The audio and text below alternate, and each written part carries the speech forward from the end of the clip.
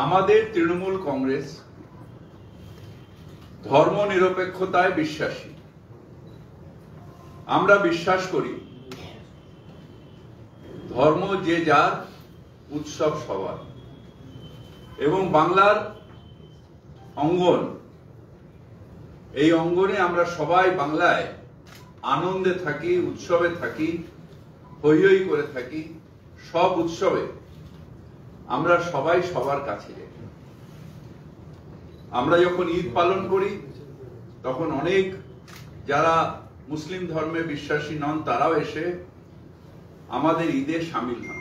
আবার যখন দুর্গাপূজা হয় আমরাও গিয়ে তাদের সাথে আনন্দ করি। এটাই আমাদের সংস্কৃতি বাংলার, এবং সেইটাই তৃণমূল কংগ্রেসের আইডিওলজি, যে আমরা সবাই মিলে একসাথে থাকব, একসাথে মিলে কাজ করব।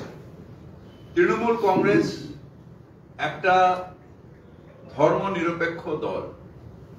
আমরা ধর্মনিরপেক্ষতায় বিশ্বাসী, আমরা গণতন্ত্রে বিশ্বাসী, আমরা সার্বভৌমত্বে বিশ্বাসী।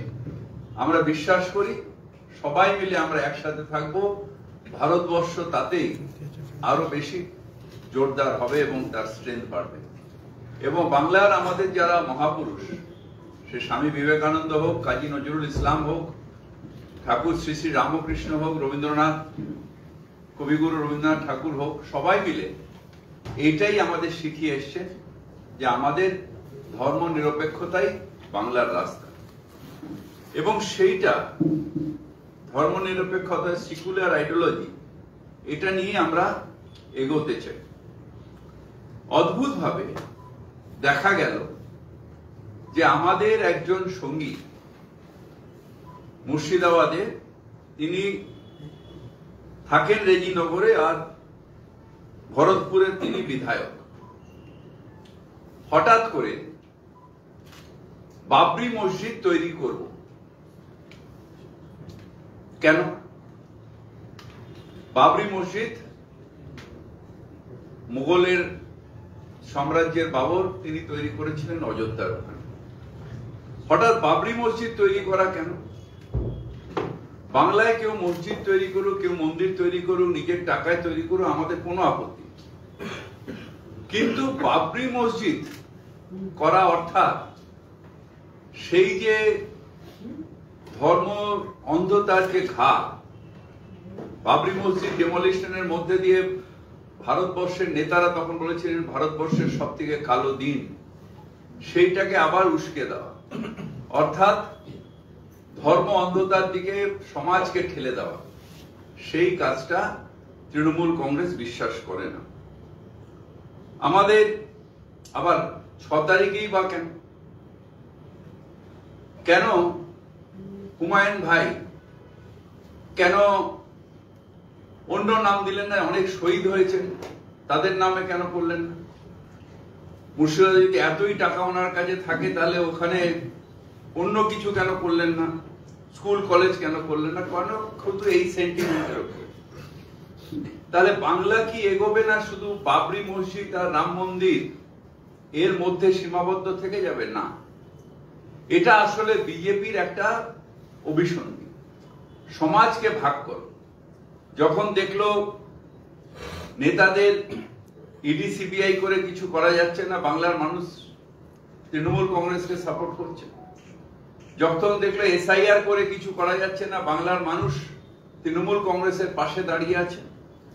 তখন ডিভিশনাল পলিটিক্স, যেটা বিজেপি বিশ্বাস করে, সেই পলিটিক্সটা আবার সামনে আসার জন্য প্রত্যেক নির্বাচনের আগে একটা দুটো তৃণমূল কংগ্রেস থেকে গাদ্দারকে নিয়ে গিয়ে তারা এই কার্ডটা খেলে। এবার তারা হুমায়ুন ভাইকে ধরেছে, এবং আমার বিশ্বাস যে বিজেপির কথাতেই এই ডিভিশনাল পলিটিক্স অর্থাৎ সেটা করে।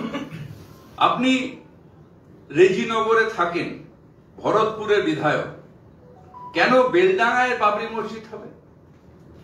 কারণ বেলডাঙ্গা কিছুদিন আগে কমিউনাল সেন্সিটিভ জায়গা ছিল, এবং সেইখানে করলে রাইট লাগাতে সুবিধা হবে।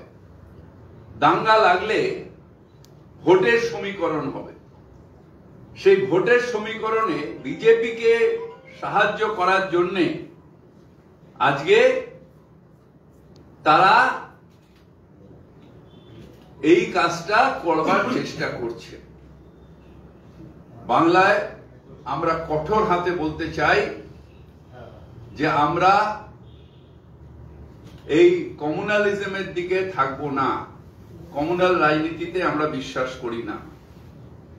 এরপরে আমি আমাদের বিদ্যুৎ মন্ত্রী এই হুমায়ুন কবিরের সম্বন্ধে আরো কথা বলবেন।